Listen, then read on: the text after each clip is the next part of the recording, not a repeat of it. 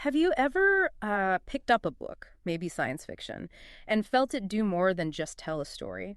Like it subtly shifted how you see things, challenged your ideas about, other people. Yeah, absolutely. Right. Or how an author even does that. Yeah. Craft something that's thrilling, sure, but also digs deep into human nature, into society. Exactly. Which brings us to today.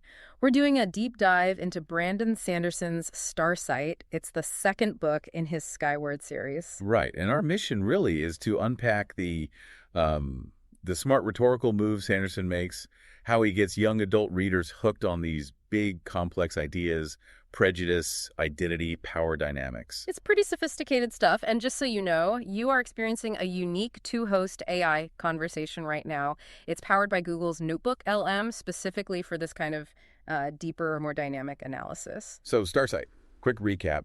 Spensa, our protagonist, she goes undercover. High stakes, infiltrating this group called the Superiority. Still to protect her people, right? Yeah. Figure out why they're being oppressed. Exactly. And Sanderson, he's definitely aiming to entertain, but there's more. He wants to build empathy, for the other and push readers to really think critically about societal structures. It goes way beyond just cool spaceships and planets. Okay, let's get into his toolkit.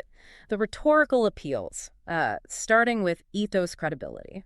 Sanderson's reputation precedes him, doesn't it? Oh, totally. He's huge in sci-fi and fantasy. Yeah. But it's more than just name recognition. It's like a promise to the reader. You trust him to deliver these complex worlds, these layered characters. And that trust makes you more willing to grapple with the tougher themes he throws in. It's like, okay, I'm in good hands here. Yeah, and you see that credibility in the details, too, the way he builds out Mbot's personality or the different alien species. They feel realized, believable. Which makes their problems feel real, grounding those big abstract ideas. Then there's pathos, the emotional side. Oh, definitely. He pulls you right into Spensa's head. You feel her struggle to fit in, that ache for belonging. And then that slow burn of empathy she develops for the ones she's supposed to see as the enemy. It's powerful. Think about those flight scenes, so tense, or even just the quiet moments where she's doubting herself. It's not just excitement, it's fear, hope. Catharsis, even. You get invested in her, but also in the bigger picture, the systemic stuff she's fighting. It really connects the personal to the political. And bridging from that emotion, there's logos, the logic. Sanderson doesn't just throw conflicts at you randomly. No, it's very structured. Spensa's mission, her infiltration, it naturally leads into exploring galactic politics. You start seeing the twisted logic behind the superiority's oppression. Right. It's not just mindless evil. They have their justifications, this idea of collective security versus individual freedom. And he shows you different facets, different perspectives on it. It forces you, the reader, to actually engage with their reasoning, even if you ultimately reject it. Which is pretty demanding for a YA novel, but he pulls it off. So beyond those core appeals, what about specific storytelling techniques? Anything really stand out? Well, the use of illusion is really clever.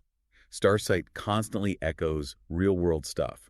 Hierarchies, colonialism, the kind of systemic prejudice we see today. So it's not just escapism. He's nudging you to look critically at our world through this fictional lens. Exactly. And the structure helps that problem-solution arc build into a climax where the choices aren't easy. They're moral choices. He also uses language really effectively. It's accessible but vivid. Even the alien words, at first they create distance, right? Yeah, they highlight the otherness. Yeah. But as Spensa gets deeper, those words gain emotional weight. They stop being just alien terms and start representing universal ideas, belonging, fear. And Mbot. Can't forget Mbot. The humor there often adds depth, makes the heavier themes a bit easier to process without losing their impact. Yeah. And digging into how stories shape our thinking like this, exploring the underlying mechanics, that's very much the spirit of what we do over on Mindful Moments. That's our YouTube channel, offering AI book analysis aimed at sparking reflection and, rational thought. Definitely worth checking out. Because Sanderson, with Starsight, he largely succeeds, I think. He gets you thinking about where prejudice comes from, what its consequences are. Right. Using this sci-fi setting to reframe very human problems works incredibly well, especially for the intended young adult audience. Now, some critics might say the single perspective, Spensa's view, maybe limits the thematic complexity compared to some of his adult epics. That's a fair point, Yeah. potentially.